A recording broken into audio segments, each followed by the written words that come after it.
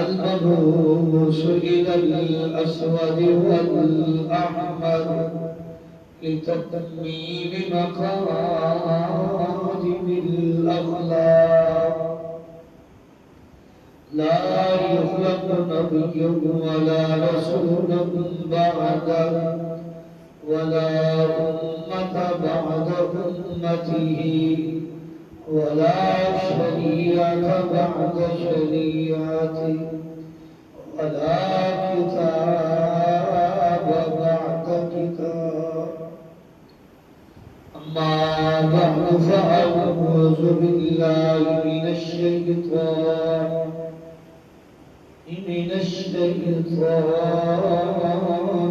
الرجيم بسم الله الرحمن الرحيم نون والقلم وما يسطرون ما أنت بنعمة ربك بمجنون وإن لك لأجرا غير ممنون وإنك لعلى خلق عظيم وقال النبي صلى الله عليه وسلم إنما بعثت لأتمم صالح الأخلاق وقال النبي صلى الله عليه وسلم إنما بعثت لأتمم مكارم الأخلاق أو كما قال النبي صلى الله عليه وسلم مختصر الحمد والصلاة اور درود و سلام کے بعد میں دعا گو ہوں اللہ رب کائنات مجھے حق گوئی کی توفیق عطا فرمائے. اس کے بعد مجھے اور آپ جمیع ساتھی کو قرآن و سنت سمجھنے اور اس پر عمل پیرا ہونے کی توفیق عطا فرمائے. سورہ قلم کی پہلی 4 آیات بینات میں نے آپ حضرات کے سامنے تلاوت کی.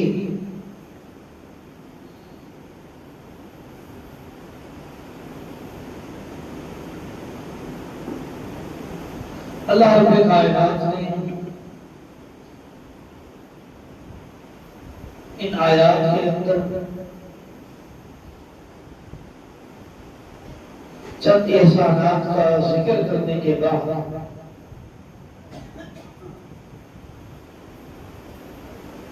اپنے محبوب امام الانبیاء امام الہدیٰ امام الاتقیاء جناب محمد رسول اللہ صلی اللہ علیہ وآلہ وصحبہ وسلم کی خوبی اور ایک اچھائی ذکر کی. اللہ فرماتے ہیں انک لعلی خلق عظیم، بے شک ہم نے آپ کو خلق عظیم سے نوازا ہے، اچھے اخلاق کا مالک بنا کر بھیجے، اخلاق حسنہ عطا فرمائے. اور یہ ایسا معاملہ ہے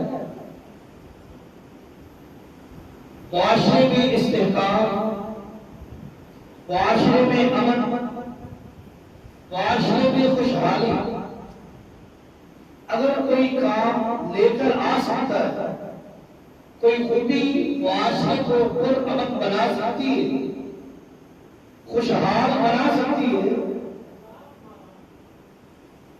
تو وہ علم و عمل کے ساتھ ساتھ اخلاق حسنہ ہے، اچھے قول ہے، اچھی گفتگو ہے، اچھا کلام، سنجیدہ اور نبی کلی گفتگو ہے.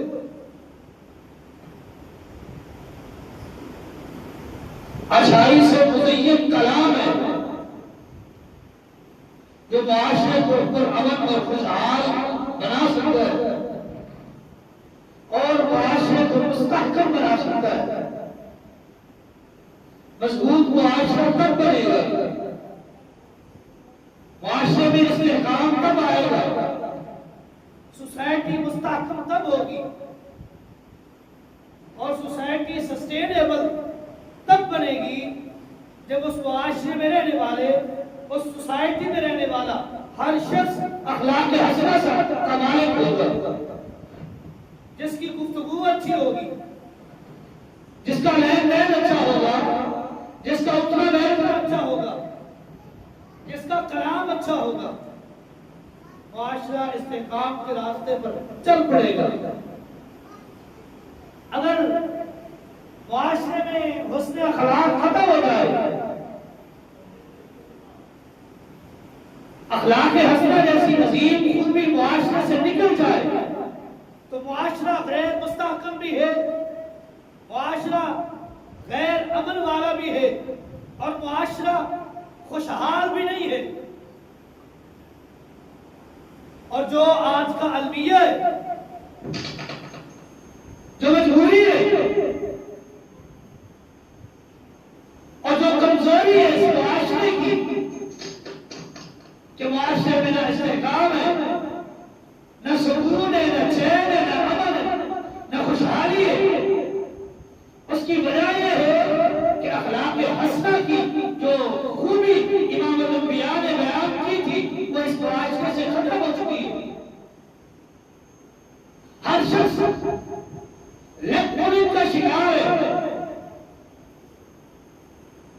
کسی کا معیار بلند ہو رہا ہے، کسی کو اللہ تعالیٰ مرتبہ دے رہے ہیں، کسی کا اسٹیٹس ہائی ہو رہا ہے، حسد کی بنا پر، جلن کی بنا پر، بغض اور عداوت کی بنا پر لیفٹ پوائنٹ میں ٹانگیں کھینچی جاتی ہیں، عزتیں خراب کی جاتی ہیں اور پھر نتیجہ یہ نکلتا ہے معاشرہ امن کا راستہ ختم ہو جاتا ہے اور معاشرے میں بدامنی پھیل جاتی ہے، بے چینی عام ہو جاتی ہے، بدسلوکی عام ہو جاتی ہے۔ صرف ایک ریزن ہے، وہ اخلاق حسنہ کا ناپید ہو جانا، اس کی فقدان اور کمی، موریلٹی کا ریڈیوس ہو جانا، مینر نام کی کوئی چیز نہ ہو، وہ معاشرہ نام کا تو انسانی معاشرہ ہے، اخلاق کے لحاظ سے وہ درندوں سے بھی بدتر ہے۔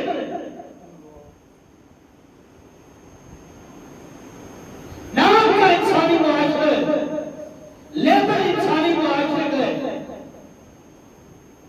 کہلایا اور کہا جاتا انسانی معاشرہ ہے، لیکن نہیں، خوبیاں وہ آ چکی ہیں جو خوبیاں اس معاشرے کی پہچان اور علامت نہیں تھی۔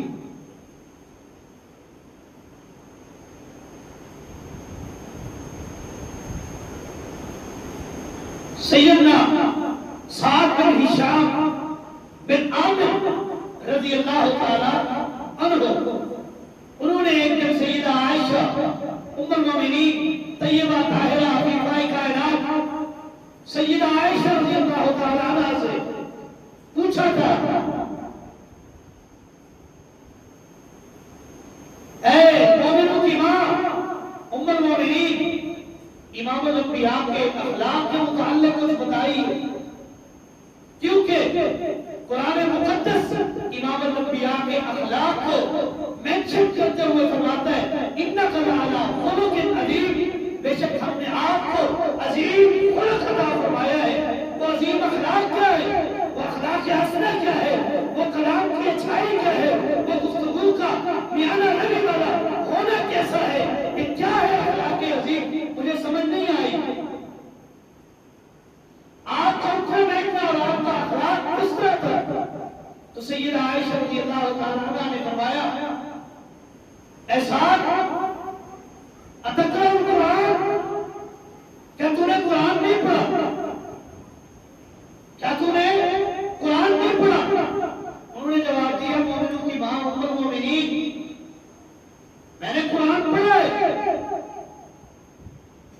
تو سیدہ عائشہ فرماتی ہیں فإن القرآن،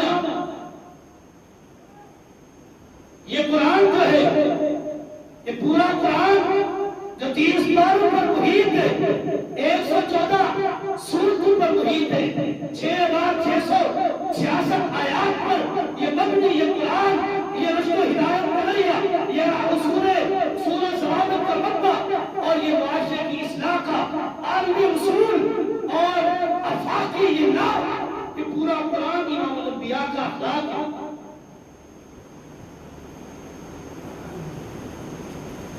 یہ ضابطہ اخلاق جس کو اللہ نے محمد رسول اللہ کے قلب اطہر پر وہی صورت میں نازل فرمایا ہے، یہ پورا قرآن امام الانبیاء کا اخلاق عظیم ہے۔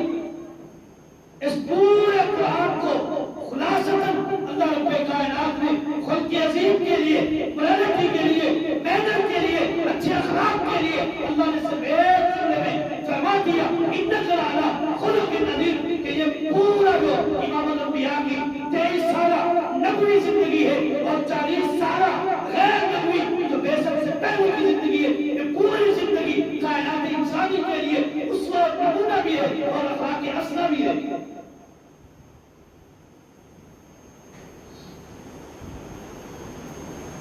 اور آپ نے اخلاق حسنہ کے ذریعے معاشرے کو مستحکم بنا کر دکھایا بھی ہے۔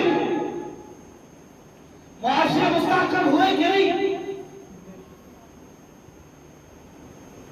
خوشحالی، امن، سکون، شانتی اور چین اس معاشرے میں آیا کہ نہیں؟ جو لوگ ایک دوسرے کے خون کے پیاسے تھے امام الانبیاء کے اخلاق حسنہ کی وجہ سے وہ لوگ شیر و شکر ہوئے، بھائی بھائی بنے، اخوت اسلامی قائم ہوئی، بھائی چارہ قائم ہوا، میثاق قائم ہوا، ایک دوسرے کو جو دیکھنا گوارا نہیں کرتے تھے وہی لوگ ایک دوسرے کے سامنے بیٹھ کر امام الانبیاء سے شرف تلفظ بھی اختیار کیا اور آپ کے خلق عظیم سے استفادہ بھی حاصل کیا،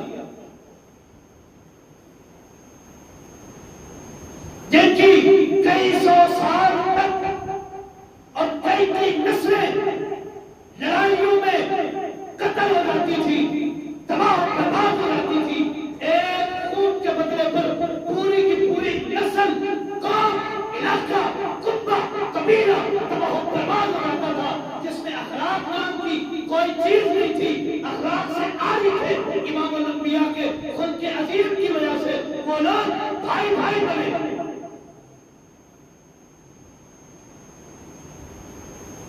اور آپ نے عمل پریکٹیکلی اخلاق حسنہ کو ظاہر اور اس کا ظہور معاشرے کے سامنے کیا ہے۔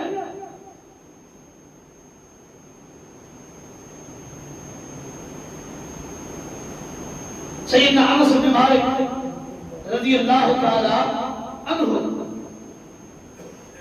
کون انس بن مالک؟ جنہوں نے امام الانبیاء کی 10 سال خدمت کیے، چھوٹی عمر کے بچے تھے، والدہ خدمت کے لیے، امام الانبیاء کی خدمت کے لیے لے کر آئی، وقف کیا، امام الانبیاء کی 10 سال خدمت کی ہے، تھوڑا عرصہ نہیں، 10 سال امام الانبیاء کی خدمت کی ہے۔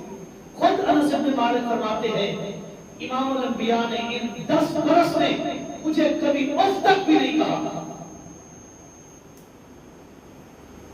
میں بچہ تھا، امام الانبیاء کسی کام کی غرض سے مجھے بھیجتے اور میں راستے میں جاتے ہوئے بچوں کو کھیلتے ہوئے دیکھتا، میں امام الانبیاء کا کام پوسٹ پون کر دیتا اور کھیلنا شروع کر دیتا تھا۔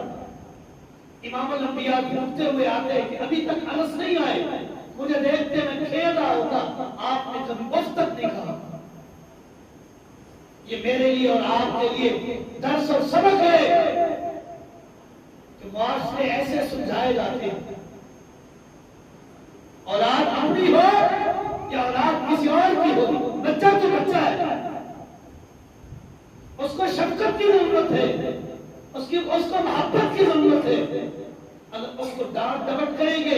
آج اس کو ڈانٹ ڈپٹ کیا, 3-4 بار آپ نے اس کو ڈانٹا تو اس کے مائنڈ میں یہ بات بیٹھ جائے گی, اس کی مجھ سے دشمنی ہے, اس کو میں اچھا لگتا ہی نہیں. پھر ساری زندگی اپنے آپ کو اچھا ثابت کرنے میں لگے رہو, اس کے مائنڈ سے وہ بات کبھی باہر نکلے ہی نہیں. اسی لیے اولاد ہے, پیار ہوتا ہے, محبت ہوتی ہے, اور محبت جو ہے یہ اللہ کی طرف سے ایک دین ہے. کبھی کسی بچے کے اچھے خلق کی وجہ سے, اچھی چال چلن کی وجہ سے, یا اچھے اخلاق کی وجہ سے, اچھی گفتگو کی وجہ سے اس سے محبت ہو جاتی ہے, اور دوسرے وہ بھی اس کے اپنے بچے ہیں, محبت کم ہوتی ہے, یہ اللہ کا دین ہے. لیکن کبھی ایک کو زیادہ پیار اور دوسرے کے ساتھ سختی والا رویہ اختیار نہ کرے. یہ بچے ہیں, آج تو چھوٹے ہیں, کل جب بڑے ہو جائیں گے یہ اپنے بچوں کو بھی کہیں گے میرے ماں باپ کو اللہ نے اولاد تو دی, ہم 3 بھائی تھے, بڑا بھی پیارا تھا, چھوٹا بھی پیارا تھا, ایک میں تھا جو سب سے زیادہ نکما اور پیارا نہیں تھا. ان کو اچھا نہیں لگتا تھا, میں اچھائی کر کے آتا تب بھی مجھے ڈانٹتے تھے, مجھ سے برا ہو جاتا تب بھی مجھے ڈانٹتے تھے. نہیں, اخلاق اس کا نام ہے پیار اور محبت کے ساتھ, نرم گفتگو کے ساتھ, اچھے کلام کے ساتھ, لین گفتگو کے ساتھ, نرم مزاجی کے ساتھ, اچھے رویے کے ساتھ پیش آئے. اس کو اخلاق کے حسنہ کہتے ہیں, اور یہ وہ خوبی ہے جو امام الانبیاء کو اللہ نے عطا فرمائی. 10 سال خدمت کی انس بن مالک نے, کیا فرماتے ہیں, 10 سال میں امام الانبیاء نے مجھے کبھی اف تک نہیں کہا. جو میں نے کیا اور جو میں کرنا چاہتا تھا آپ نے کبھی مجھے اف نہیں کہا. بھئی انس بن مالک رضی اللہ تعالی عنہ فرماتے ہیں, کنت امشی مع النبی صلی اللہ علیہ وسلم, میں امام الانبیاء کے ساتھ چل رہا تھا, وعلیہ رداء نجرانی, آپ علیہ السلام کی کندھے پر نجرانی چادر پڑی ہوئی تھی جس کو آپ نے گلے میں لپیٹا ہوا تھا. فجاء اعرابی فجبلہ جبزۃ شدیدہ, ایک اعرابی, ایک دیہاتی, ایک بدو آ گیا. فجبلہ جبزۃ شدیدہ, اس نے اس چادر کو مروڑا, جبزۃ شدیدہ, سخت قسم کا مروڑا. اور وہ چادر جو نجرانی تھی اس کے کنارے دھاری دھار تھے, دھاری دھار کنارے والی وہ نجرانی چادر جو امام الانبیاء نے اپنی گردن میں لپیٹی ہوئی تھی اس کو مروڑا گیا. تو انس بن مالک فرماتے ہیں, نظرت الی عنق النبی صلی اللہ علیہ وسلم, میں نے امام الانبیاء کی گردن مبارک پر اس چادر کے جو دھاری دھار کونے تھے, کنارے تھے, وہ آپ کی گردن پر لگے, اور اس کے نشانات میں نے خود اپنی آنکھوں سے دیکھے. اتنی شدت کے ساتھ, سختی کے ساتھ اس نے مروڑا. آپ رک گئے. اس دیہاتی نے کہا, مرلی مالی من مال اللہ الذی عندک یا محمد صلی اللہ علیہ وسلم, اے محمد مرلی من مالی مال اللہ الذی عندک, اے محمد مجھے وہ مال دیجئے, وہ مال دیجئے, وہ مال دیجئے الذی عندک, اللہ نے جو تمہیں دیا ہے, جو تمہارے پاس ہے, اس مال میں سے مجھے بھی دیجئے. لینے آیا ہے, مال کی طلب ہے. اور اخلاق نے چیز دیکھیے کتنا گھرا ہوا, آپ کی اس چادر کو مروڑا, گردن پر نشان پڑ گیا, اور کہہ رہا ہے, یا محمد مرلی من مال اللہ الذی عندک, مجھے وہ مال دیجئے جو اللہ نے آپ کو دیا ہے. حدیث کے الفاظ میں انس بن مالک فرماتے ہیں, فَالتَّفَتُ رسول اللہ صلی اللہ علیہ وسلم فَضَحِكَ, امام الانبیاء پیچھے مڑے, فَضَحِكَ, اور آپ مسکرا پڑے, آپ مسکرا پڑے. وَأَمَرَهُمْ بِالْعَطَاءِ, صحابہ کو حکم دیا, اس کو جتنا مال چاہیے اس کو دے دیجئے. اور ہم میں سے کوئی ہوتا, ہمیں تو کوئی آ کر اونچی گفتگو کر لے, اونچی آواز میں بات کر لے, کلام کر لے, ہمارے سے وہ کام ہوتا بھی ہو, ہم साथ गुफ्तगू किस अंदाज में की है, नहीं करता मैं इसका काम। भले मेरे बस में है, मैं कर भी सकता हूँ, लेकिन नहीं करके रहता, इसलिए कि इसने मेरे साथ बात किस अंदाज में की है, गुफ्तगू किस अंदाज में की है, मुझे तकल्लुम किस अंदाज में किया है, मेरे साथ तखातुब किस रवैये के साथ और किस अंदाज के साथ किया है, मैं नहीं करता इसका। क्या कर लेगा? तलब इसको है, जरूरत इसको है, नादार ये है, जरूरतमंद ये है, काम इसी का करना है, लेकिन इसको मैनर और रह की काम कराने के अंदाज नहीं आते, इसको अंदाज तकल्लुम नहीं आता। जब ये बात नहीं कर सकता तो मैं इसका काम नहीं करता। लेकिन इमाम अल-अंबिया ने क्या फरमाया? नहीं, इन्नका लअला खुलुकिन अज़ीम, ऐ पैगंबर अपने आप को खुल्क़ अज़ीम से नवाजा है। इमाम अल-अंबिया मुस्कुरा पड़े, आमरहु बिअताई, सहाबा को हुक्म दिया इसको जितना चाहिए जो मांगे इसको दे दो। ये है अखलाक़ अज़ीम, ये वो अजीम खूबी है, ये वो अखलाकियात के और ये इंसानी प्रॉपर्टीज और क्वालिटीज का वो हाई लेवल है जो इमाम अल-अंबिया ने लोगों के सामने शो ऑफ किया।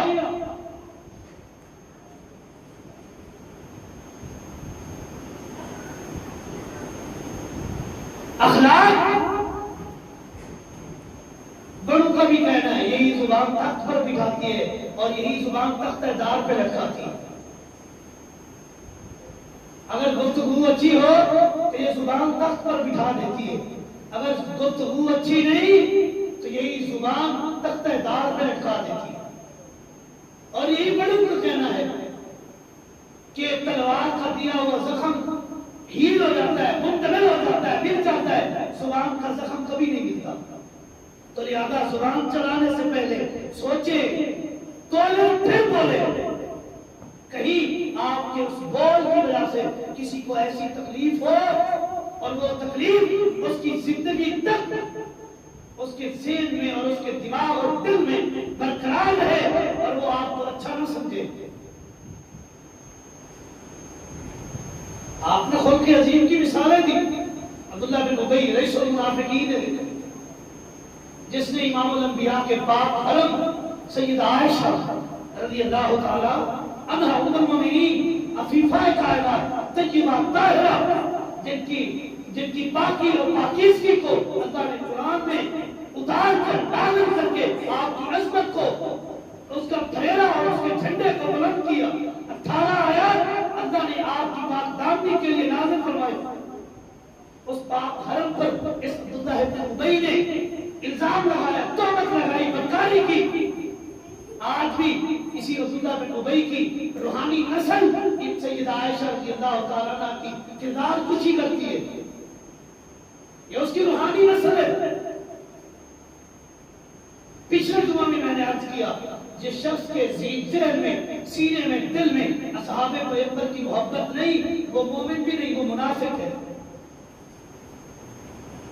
और इसका नाम मैं क्या कह रहा हूँ, रईसुल मुनाफिकीन अब्दुल्लाह बिन उबई, इसने पाक हरम सैयदा आयशा रज़ियल्लाहु ताला अन्हा पर इल्जाम तराशी और तोहमत का काम किया, तोहमत लगाई, इल्जाम तराशी की। जब ये मरने लगा, मरा, तो इसका बेटा, उसका नाम भी अब्दुल्लाह था, इमाम अल-अंबिया का सहाबी, आपके पास आते हैं, आकर कहते आतीनी कमीसी, अल्लाह के रसूल मुझे अपना कमीज दिए, मुझे अपना कमीज दीजिए। मेरा बाप अब्दुल्ला फौत हो गया है, आपका कमीज चाहिए। आपके कमीज को उसको बतौर कफन पहनाऊंगा। और आपसे एक इल्तिजा भी है, मेरे बाप ने आपके साथ अच्छा नहीं किया, लेकिन एक इल्तिजा आरज़ू है आखिरी, उसल्ली अलैहि, मेरा अब्बा मर गया है, उसका जनाजा पढ़ा दीजिए। आप अलैहिस्सलाम फ़अताहु कमीसहु, अपना कमीज उसको अता किया, दे दिया, जाओ ले जाओ, ले जाओ, इसको पहनाओ बतौर कफन। हाँ, फ़आज़िनी, जब कफन पहना लो मुझे बुला लेना, मैं आ जाऊंगा और जनाजा पढ़ाऊंगा। हदीस के अल्फाज़ फ़आज़नहु लियुसल्ली अलैहि, آپ کو بلایا گیا کہ آپ اس کا اس رئیس المنافقین عبداللہ بن ابی کا جنازہ پڑھائیں. آپ آ گئے. واراد ان یصلی، آپ نے ارادہ کیا کہ اس کا جنازہ پڑھایا جائے. زیادہ بہو عمر، اے عمر تیری عظمت میں قربان جائے. آپ نے امام الانبیاء کے قمیض کے دامن اور پلو کو پیچھے سے پکڑا. اللہ کے رسول کس کا جنازہ پڑھا رہے ہیں؟ جس نے آپ کے پاک حرم سیدہ عائشہ کو بھی معاف نہیں کیا، اس کا جنازہ پڑھانے کے لیے اس کا آپ کو اجازت ہے ایسے لوگوں کے لیے استغفار کی؟ تو رسول اللہ صلی اللہ علیہ وسلم نے کیا فرمایا؟ انا بین خیرتین، مجھے اختیار دیا گیا ہے، میں چاہوں تو ان کے لیے استغفار کی دعا کروں، اگر نہ چاہوں تو ان کے لیے استغفار کی دعا نہ کروں. لہذا میں اختیار استعمال کرتے ہوئے اس کے لیے بخشش کی دعا کے لیے جنازہ پڑھانے کے لیے آگے جا رہا ہوں. قرآن کی آیت بطور دلیل، ان تستغفر له او لا تستغفر له وان تستغفر له 70 مرہ، آپ ان کے لیے استغفار کریں 70 بار بھی. اللہ کہے کہ بخشش کے لیے، ان کی بخشش کے لیے دعا کرو. امام الانبیاء فرماتے ہیں میں 70 بار بخشش کی دعا کے لیے تیار ہوں. آپ نے جنازہ پڑھایا، قبر میں اتارا، لعاب دہن، اپنے لعاب دہن عبداللہ بن ابی کے منہ میں ڈالا، قبر میں اتار کر دفنا کر واپس پلٹے. اللہ نے جبریل امین کو بھیج دیا. جبریل امین کو اللہ نے قرآن دے کر بھیجا، میرے محبوب کے پاس جائیے. آج آپ نے اخلاق حسنہ کی یہ جو عظیم مثال پیش کی ہے کہ اس نے کوئی ایسا نشتر، کوئی ایسا تیر جو آپ کی طرف آ رہا ہو اور اس نے روکا ہو، نہیں، اس نے ہر نشتر اور تیر کو آپ کی عزت کے خلاف استعمال کیا ہے. لیکن آپ نے خود کی عظیم کی مثال دیتے ہوئے اس کا جنازہ پڑھایا ہے، بخشش کی دعا کی ہے، قمیض کیا ہے، دعا میں دم لگائی ہے. لیکن آج کے بعد آپ کو منع ہے وَلَا تُصَلِّ عَلَىٰ أَحَدٍ مِّنْهُمْ مَاتَ أَبَدًا وَلَا تَقُمْ عَلَىٰ قَبْرِهِ إِنَّهُمْ كَفَرُوا بِاللَّهِ وَرَسُولِهِ. آج تو کر لیا وَلَا تَقُمْ عَلَىٰ قَبْرِهِ. آج کے بعد ایسے بدبخت کے قبر پر کھڑے ہو کر قیام نہیں کرنا، دعا نہیں کرنی، اس کا جنازہ نہیں پڑھنا. کیوں؟ إِنَّهُمْ قَدْ كَفَرُوا بِاللَّهِ وَرَسُولِهِ، انہوں نے اللہ اور اس کے رسول کا انکار کیا ہے. تو اللہ اور اس کے رسول کو نہ مانتا ہو، جس کا عقیدہ اللہ اور اس کے رسول کے بتائے ہوئے طریقے اور عمل کے مطابق نہیں ہے، جس کے عقیدے میں اصحاب پیغمبر کی عزت نہیں ہے، ناموس نہیں ہے، عظمت نہیں ہے، اس کا جنازہ بھی نہیں پڑھانا. چاہے کسی کا باپ ہو،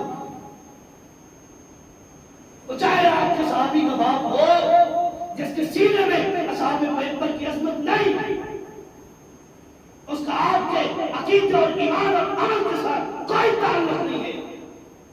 تعلق اس کا ہے جس کے عقیدے اور ایمان میں وہ چیزیں مشمل ہے اور موجود ہے جو عقیدہ آپ نے بیان کیا ہے، رب نے قرآن میں وہی کے ذریعے بیان کیا ہے. آپ نے دیکھا نہیں کہ نوح علیہ السلام کے بیٹے کو باپ کے سامنے ہم نے سلاب کے حوالے کر دیا، عذاب کے حوالے کر دیا. جب انہوں نے التجا کی کہ اللہ تیرا وعدہ ہے کہ تیرے اہل میں سے کسی کو تباہ و برباد نہیں کروں گا، یہ تو میرا بیٹا ہے، یہ تو میرے اہل میں سے ہے، یہ میرا نطفہ ہے. اللہ نے کیا فرمایا؟ یہ تیرا نطفہ تو ہے، تیرے اہل میں سے ہے. فإنه عمل غير صالح فلا تسألني ما ليس لك به من علم. یہ تیرا نطفہ تو ہے، تیرا خون تو ہے، تیرا بیٹا تو ہے، لیکن اس کے اعمال تیرے جیسے نہیں. جس کے اعمال آپ جیسے نہیں ہے وہ آپ کے اہل میں سے نہیں ہے. آپ کا اہل وہ بنے گا جس کا عقیدہ اور عمل امام الانبیاء کے مطابق ہوگا. جنت میں جائے گا وہ جو اس عقیدے پر کاربند ہوگا، جو عقیدہ 1,24,000 انبیاء نے پیش کیا، جو عقیدہ محمد رسول اللہ نے کوہ صفا میں پیش کیا، جو عقیدہ امام الانبیاء نے طیف کی وادی میں پیش کیا، جو عقیدہ امام الانبیاء نے حدیبیہ میں پیش کیا، یہی عقیدہ کام آئے گا. اس کے علاوہ کوئی عقیدہ، کوئی منہج جنت میں نہیں لے جا سکتا. جنت میں لے جائے گا وہ منہج، وہ عقیدہ جو اللہ نے محمد رسول اللہ اللہ کے قلب اطہر پر قرآن مقدس کی صورت میں نازل کیا ہے۔